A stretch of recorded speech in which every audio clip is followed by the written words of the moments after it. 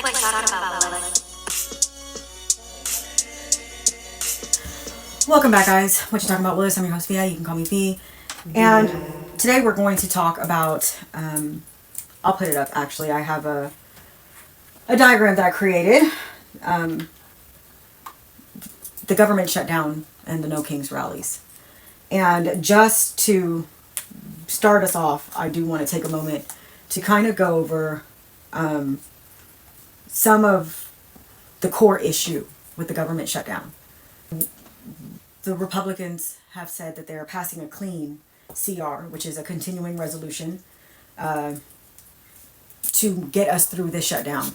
And what that does is it keeps things how they are to continue funding our armed forces, our government employees, and versus a policy inclusive CR, which would be inclusive of changes, extensions of expiring programs. When certain programs are about to expire, typically at the end of the year, there are certain parties that feel that this is a great opportunity to extend their programs and extend their processes. Republicans feel that this is a conversation we should be having outside of this meeting.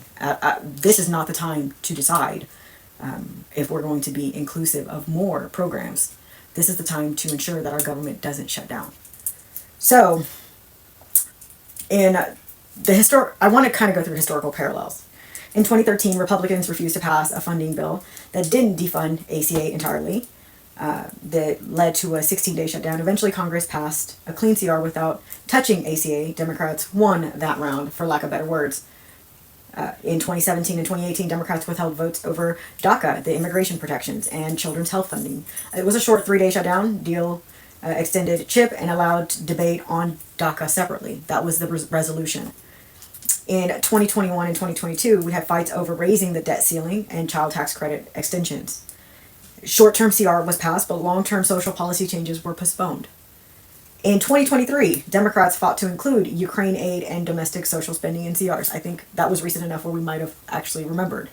Partial compromise, nothing permanent. And obviously what we're experiencing now, Democrats want ACA subsidies extended before, ACA being the Affordable Care Act, before they expire, and then ongoing stalemate, temporary shutdown underway. This is overall about whether or not we are going to include the Affordable Care Act subsidies in the funding. This is a very long-standing issue. Part of the reason is, budget process. It is a leveraging point on both sides. As we all are well aware, there is a conservative side when it comes to spending and a more liberal side when it comes to spending. And our economy has justified where we sit. Affordable Care Act subsidies are not permanent law. These were temporary solutions. So, as I say, the ACA subsidies were never permanent. These were temporary unless renewed, and they have been extended and renewed every time they've expired, with no permanent changes enacted. And this is part of the reason why we continue to see the issue. Partisan control shifts each time the House, Senate, and White House change. Priorities reset. Everybody has their own set of priorities, and this is why we have not seen any permanent resolution to this issue. Political optics. Democrats frame the issue as protecting working families from high health insurance costs. Republicans frame it as unchecked spending and less budget hostage taking, and I'm paraphrasing. I will cite my resources in the description box below. To be fair, we just went through a long ordeal with DOGE trying to cut government spending because we all saw how bad our financial situation was. And if it is about getting us to a point where we can actually have these conversations, ideally we would have a functioning government to do so. The question I had was, I want to understand the timeline. I want to understand why does it look like this. And so what I'm actually going to pull up is a matrix I created with the help of wonderful technology. And in this matrix, we're going to see all the House CRs where it originated, the latest major action, the action date, and other key actions. So what we have is 5371, which is the original, and it failed, the original CR, which failed in the Senate. Multiple cloture motions on the motion to proceed were rejected. This was in October 15th and 16th of 2025 when the Senate rejected it. It passed in the House September 19th, 2025. Considerations, it's governed by the House CR 722. So, and this is where it gets a little dicey if you are not aware of what's actually happening. So 5371 is being bundled, for lack of better words, with 719, which is in fact the considerations governed for Charlie Kirk and political security. Security for our cabinets and for those in office. 5371 has a consideration, which is 722, which is created in the House of Representatives. It was agreed to in the House by a roll call vote on the 17th of September.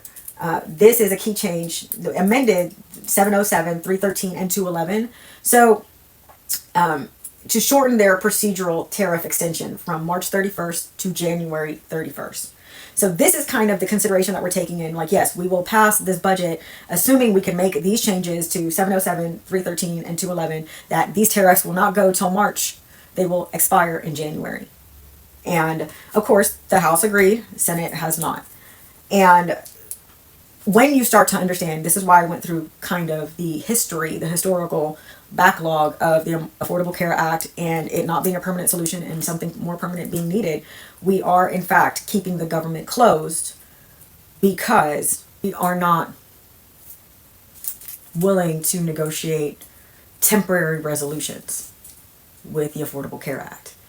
Instead of funding the government and sitting down and actually brainstorming and coming up with legislation for a permanent resolution, which is what was originally intended, we're opting, some of us, to deny funding our armed forces and our government personnel while some of them actually still have to get up and go to work every day. And I understand the sentiment because I actually worked with a company where I showed up for work for weeks and I never got paid.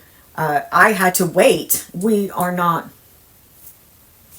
willing to negotiate temporary resolutions with the Affordable Care Act.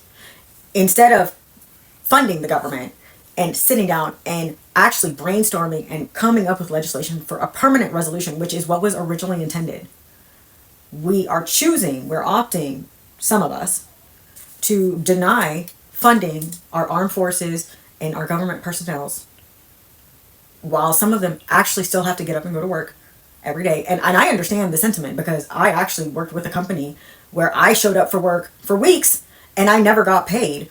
I had to wait an extended period of time. There was some issue going on with my invoices. I kept going to work because I understood that I was eventually going to get paid, but nobody works for free. And to expect our government employees, the people who are armed forces, the people who are keeping us safe, keeping us free, to show up every day with no compensation, while the rest of us get up and go to work and we get our checks on Friday or every other Friday and we pay our bills, is absolutely absurd. This is ridiculous. I am baffled that the Democrats are actually having a tantrum over a temporary solution to the point where they will endanger American citizens. I will also add, caveat to this, I have been watching the No Kings rallies, and I actually, bravo, I am a firm believer in our First Amendment right. Most people who stand in my position advocate for our right and our freedom to speak our piece peacefully. Nobody got hurt that we are aware of. I was just so impressed with the way this was executed. Republicans, we need to take some notes, no? This was well done. Based on the last several protests that we have had, I believe that at least this part of this debacle was done with eloquence and class. Now, if we could get our government funded and move on with our lives. Till next time, guys, always remember, I love you.